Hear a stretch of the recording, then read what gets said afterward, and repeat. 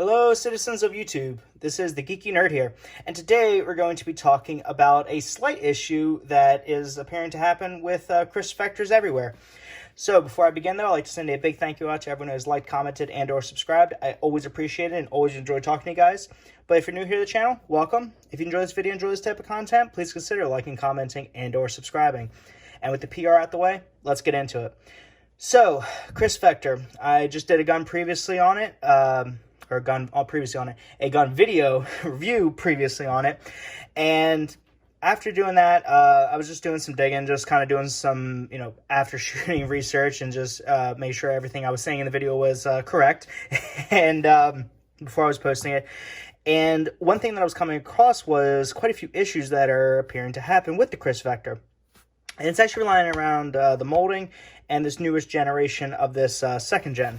So I've already pre-disassembled it here, but the issue, and it's one of those OCD things that all of us gun guys have, but I'm going to try to illustrate it for you. I don't know if you guys can see it, but try to see if I can.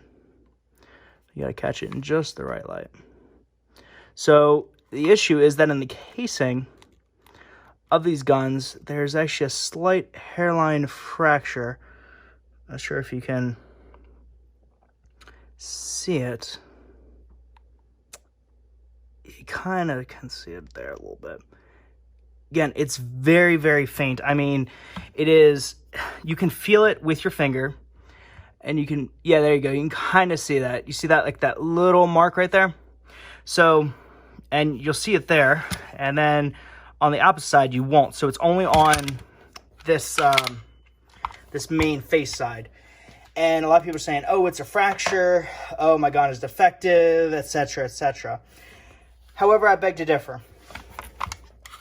When you look at the gun, when you look at the inside directly adjacent to where that is, again, I don't know if you got, trying to show you guys, but I can see with my own eyes that there is nothing going through. There's no fracture going straight through.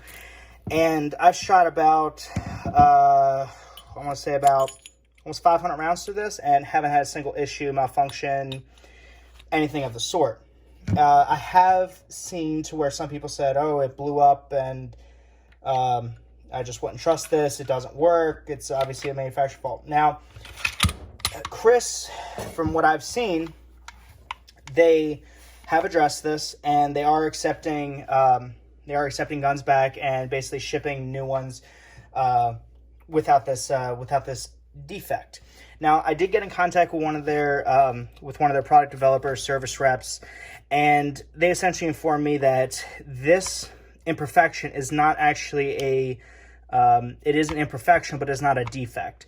Meaning that when they take these out of the mold, so you got to understand, this is glass fiber reinforced plastic. So when they take this out of the mold, there's still a bunch of kind of burr and shaving. So they take a basically deburring machine almost and flatten out all these surfaces. Now, in this particular region, in the mold and in the buffering process, that all that you're seeing is actually just to where a couple of the fibers have not lined up. Again, it's a little bit different for each gun because each gun's formed just a little bit differently. So it's where the fibers have not lined up and essentially have created that little tiny imperfection. Yes, you can catch it with your nail, and yes, you can kind of feel it. But it's not a structural weakness in any way, shape, or form because everything around it is still formed. So it is not continuing. It is not a, it's not a major issue, but it is a visual defect. Again, just laying standard, you can't see it.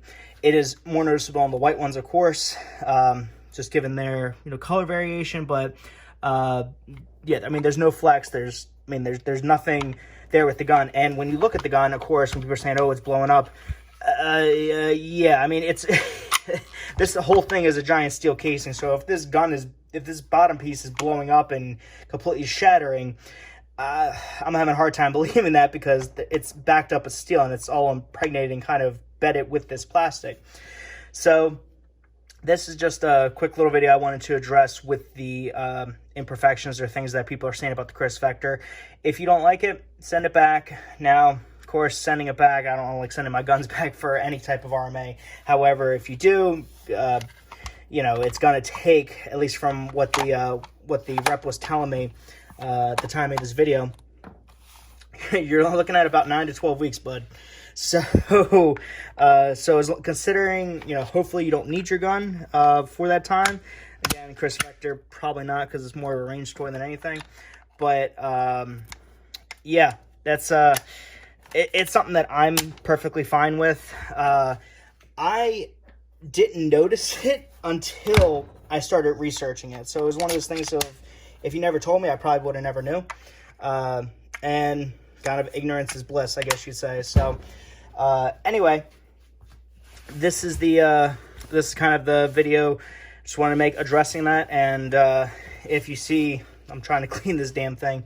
You can see why in the review video of this gun.